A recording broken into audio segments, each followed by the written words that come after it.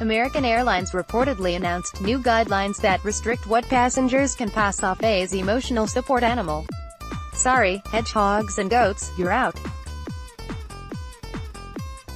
The new rules take effect on July 1st. The Chicago Tribune reported that passengers will have to submit documentation 48 hours before their scheduled departure, and a mental health professional must sign off.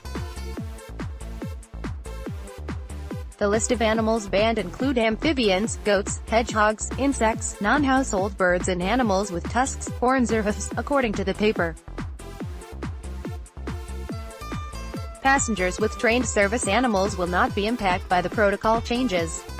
Miniature horses trained to be service animals will still be allowed to fly, the paper reported. American spokesman Ross Feinstein told the paper the airline sought feedback from disability advocate groups before announcing the new measures.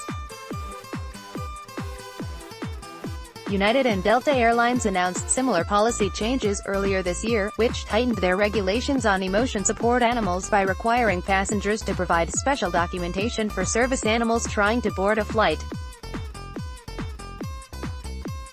While federal regulation requires airlines to permit service animals to accompany passengers with disabilities in their seat, there has been a growing number of concern about the type of animals passengers have been bringing on board, including comfort turkeys and gliding possums. Sen. Richard Burr, RNC, introduced new legislation in April to correlate the definition of a service animal under the Air Carriers Access Act with that of the Americans with Disabilities Act.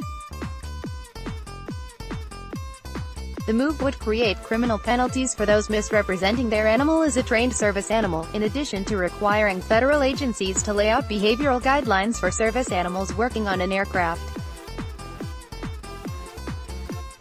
Representative Bill Chester, RPA, is proposing an amendment calling on the U.S. Transportation Department to clarify existing policies.